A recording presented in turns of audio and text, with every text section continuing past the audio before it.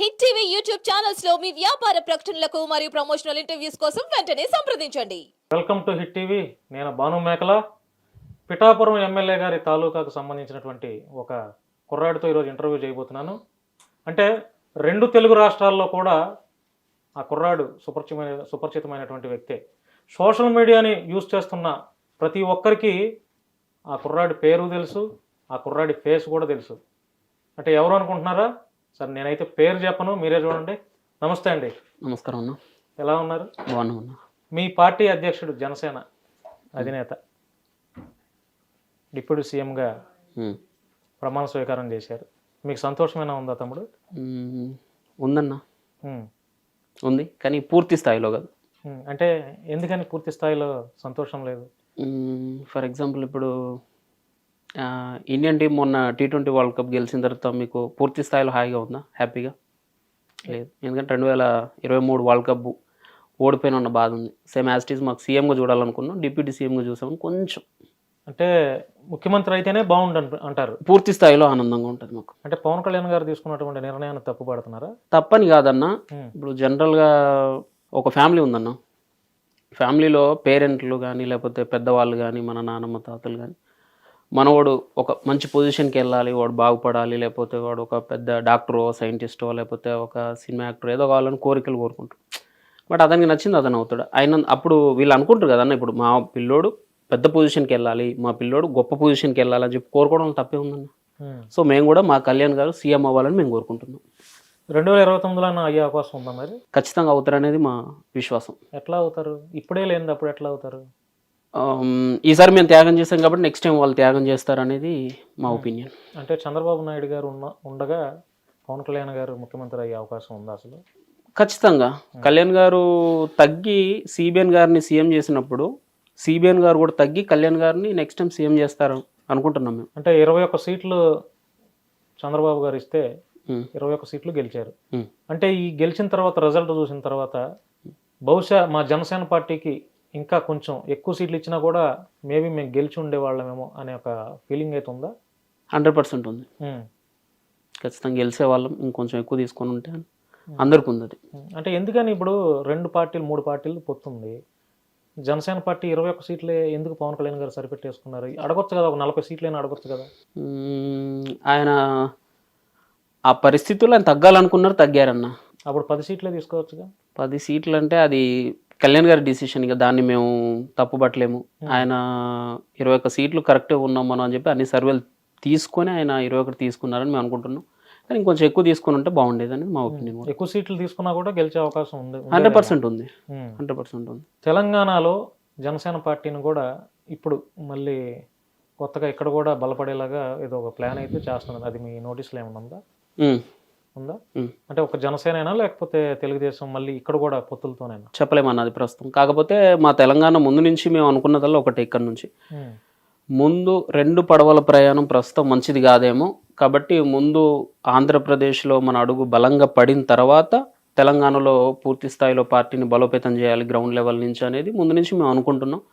కాబట్టి ప్రస్తుతం అయితే 21 సీట్లతోటి 2 ఎంపీలతోటి కళ్యాణ్ గారు డిప్యూటీ సీఎంగా ఆంధ్రప్రదేశ్లో బాధ్యతలు చేపట్టారు. కాబట్టి ఇప్పుడు తెలంగాణలో కంపల్సరీ మా అడుగు గట్టిగా పడుతుంది. ఇప్పుడు ఆంధ్రాలో జనసేన బలపడింది అనుకుంటున్నారా?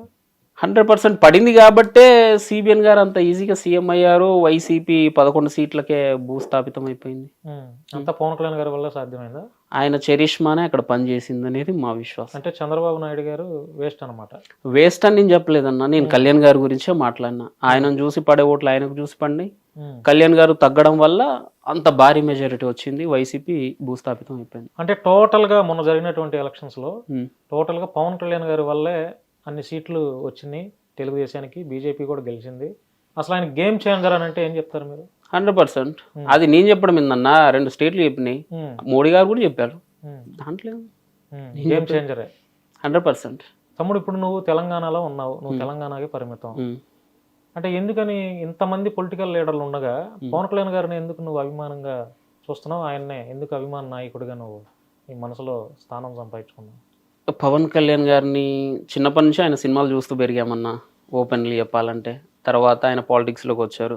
ఆయన వచ్చేటప్పటికి రాజకీయం అంటే నేను అనుకున్నది ఏంటంటే, రాజకీయం అంటే డబ్బు ఉన్నోళ్ళే చేయాలా, ఫ్యామిలీలో తాతలో తండ్రులో వాళ్ళు ఆల్రెడీ పొలిటికల్గా సెటిల్ అయి ఉంటేనే కొత్తగా వాళ్ళ కుర్రోళ్ళు వాళ్ళ పిల్లలు మనవాళ్ళు కానీ వాళ్ళు రాజకీయాల్లోకి అడుగుపెట్టడానికి అవకాశం ఉంటుంది తప్పితే మనలాంటి సామాన్యులు ఒక రైతు కుటుంబానికి సంబంధించిన వాళ్ళు కానీ లేకపోతే కూలి పని చేసుకునే వాళ్ళు కానీ ఇలాంటి వాళ్ళకి రాజకీయం అనేది చాలా దూరం అనేది మా అందరి ఒపీనియన్. కానీ కళ్యాణ్ గారు రాజకీయంలోకి అడుగు పెట్టిన తర్వాత ఈ అందరి ఒపీనియన్ మొత్తం చేంజ్ అయిపోయింది.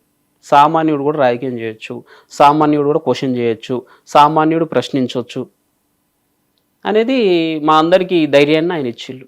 ఆయన స్పీచ్ల ద్వారా, ఆయన మాటల ద్వారా, ఆయన ప్రవర్తన ద్వారా మాకందరికీ బలాన్ని ఇచ్చారు కాబట్టి, ధైర్యాన్ని ఇచ్చారు కాబట్టి నాకు ఆయన మీద బాగా ఎక్కువ ఇష్టం. అందువల్లే ఎన్నిసార్లు కలిసి ఉంటావు పవన్ కళ్యాణ్ గారు? Only one time.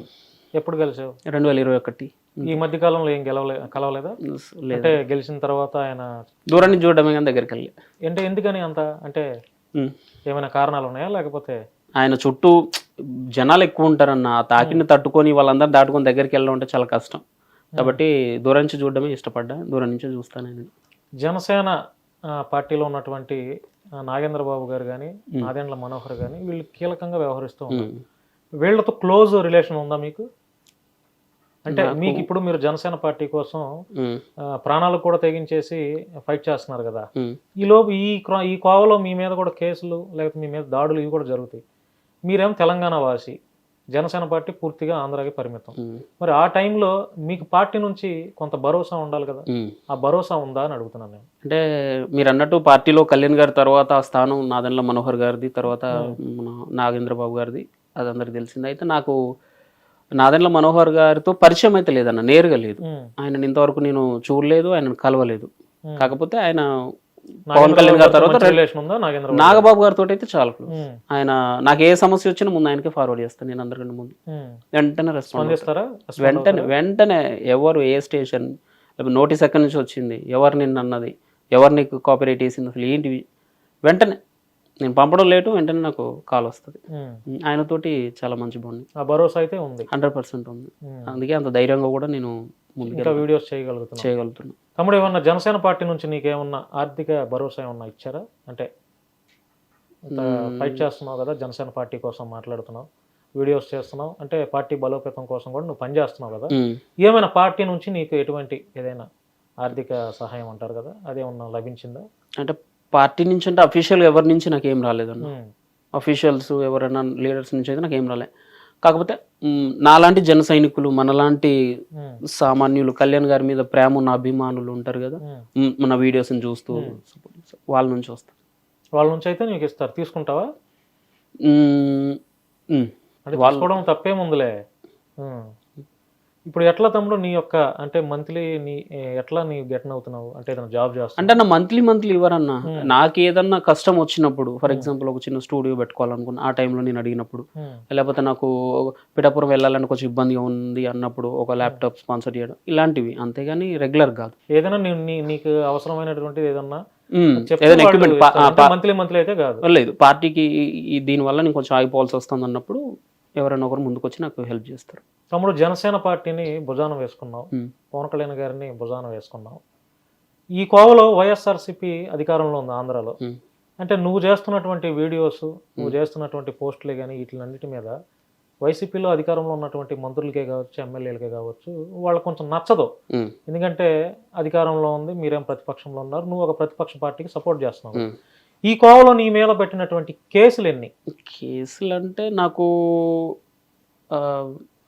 మన చిలుకలూరు పెట్టే విడతల రజని ఆవిడ నుంచి ఫోన్ కాల్ వచ్చింది. అంటే ఏమని వచ్చింది? ఆవిడ మీద పెట్టిన వీడియో డిలీట్ చేయాలంట. ఆవిడే చేసిందా? వాళ్ళ మనుషులతో చేయించింది, ఆంధ్ర వాళ్ళతో చేపించి డిలీట్ చేయాలి అని చెప్పి అక్కడ ఉన్న ఎస్ఐ మీద ప్రెషర్ తీసుకొస్తే నేను చేయనని చెప్పాను. నేను చేయను అంటే నీ మీద కేసు అవుతుంది అని బెదిరించాను. పెట్టుకోండి నన్ను. తర్వాత అవంతి శ్రీనివాస్ గారు ఒకసారి నాకు ఏదో ఆడియో లీక్ చేసి ఏదో అయినట్టుంది, ఆయన గురించి మాట్లాడినప్పుడు ఒక నోటీస్ పంపించారు నాకు. బోర్గడ్ నుంచి ఏదో ఫోన్ కాల్ వచ్చింది, బోర్గడ్ నుంచి కూడా వచ్చింది, నుంచి ఒక ఫోన్ కాల్ వచ్చింది. తర్వాత ఏమో వస్తూ ఉంటాయి, అది నేను అంత కేర్ చేయలేదు. అంటే వీళ్ళ ముగ్గురు నుంచి ఆంధ్ర సైడ్ నుంచి మీకు ఫోన్ కాల్స్ కానీ బెదిరింపులు కానీ వచ్చినాయి, ఇక అంతకుమించి ఏం లేవు ఇంకా. హిట్ టీవీ యాప్ ని డౌన్లోడ్ చేసుకోండి. ఇందులో short news, live news, entertainment movies అన్ని అవైలబుల్ గా ఉన్నాయి.